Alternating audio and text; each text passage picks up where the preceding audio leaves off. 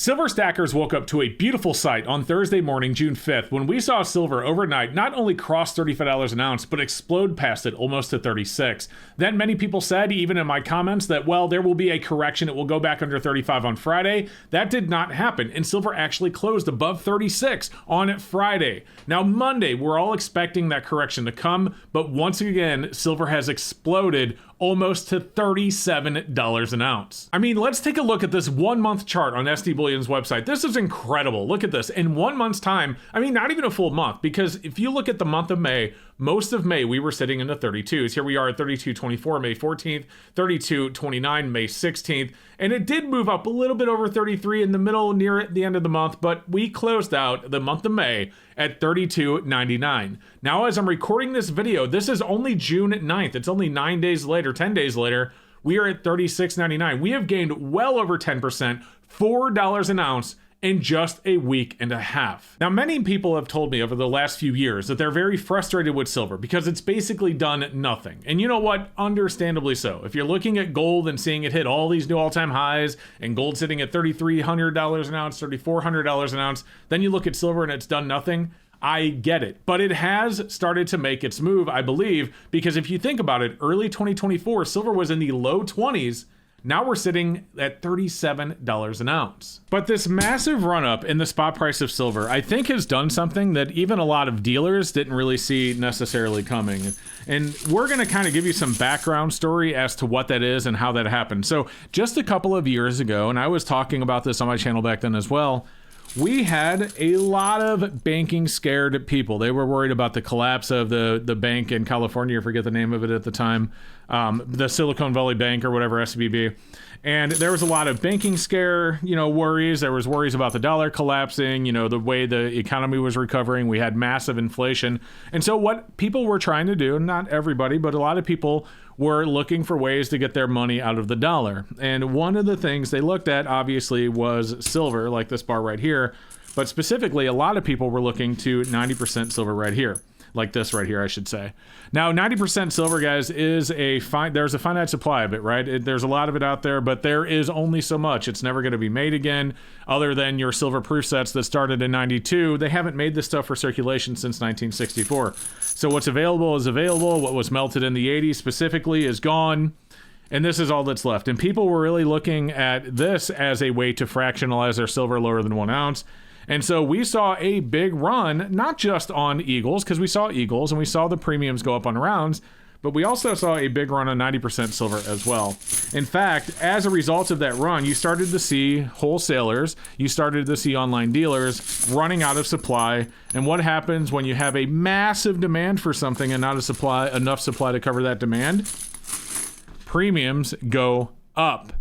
Now, obviously, that's not necessarily going to affect spot price because your regular day-to-day transactions, of buying some 90% from your local coin shop or even online dealer doesn't affect the spot price of silver at all. But what it does do is when dealers are running out of it, when wholesalers are running out of it, when local coin shops don't have it in stock, what they do start to do is charge more for what they do have available. The wholesalers raise their prices. They also raise what they're paying, by the way, especially the wholesalers. They were actually paying quite a bit on this back then. But anyway, those numbers go up and people start paying more. So even though silver was in the low to mid 20s, like I had said, people were paying $25 per dollar for 90% silver. Now, I put a calculator on the screen because I want to show you a couple of numbers, and I know not everyone's good at math, so I'm going to take this slow and explain it. So with 90% silver, like what's here in my hand, right here to the left of the calculator, there is 0.715 ounces of silver, and that is, yes, adjusted for wear, for per dollar face value. So every 4 quarters, every 10 dimes, every 2 half dollars that are 90%, you have 0.715 ounces of silver. And then the other math you can do is every $1.40, so 2 halves and 4 dimes, is roughly 1 ounce of silver. So you guys know that math. That's how that works. Let me show you something. So back then when silver was, we're going to go with, actually, let's just say $23 an ounce. If you were to take 23 times 0.715, that means that every dollar face value of 90% halves or, quarters or dimes, whatever, was worth $16.44. Now, what's going to really blow your mind is $16.44 is significantly less than what people were paying, which at the time was around $25 per dollar.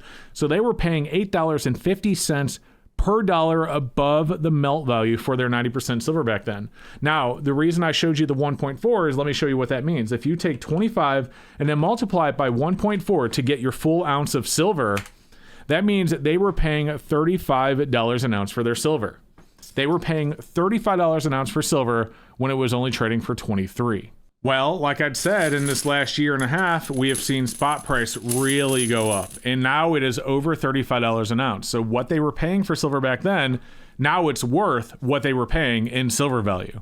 But what has happened because of this run-up is all of the people that were buying, and I'm not saying everyone bought it at 25, some people paid 22, whatever, but I'm just telling you that there were people that were paying $25 per dollar. So now at $35 an ounce or above, this is finally worth what they were paying a couple of years ago just in the silver value.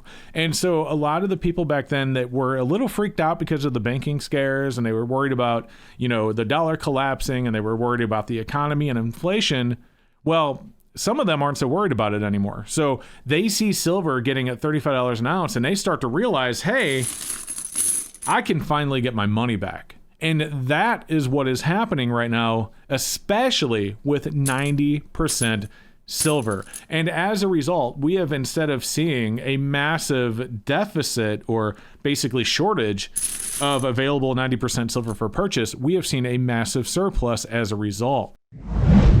So basically, in my opinion, of course, what you're seeing right now is those people that I had spoke about that were worried about the economy and inflation, and they bought that silver at 22 or 23 or 24, $25 per dollar.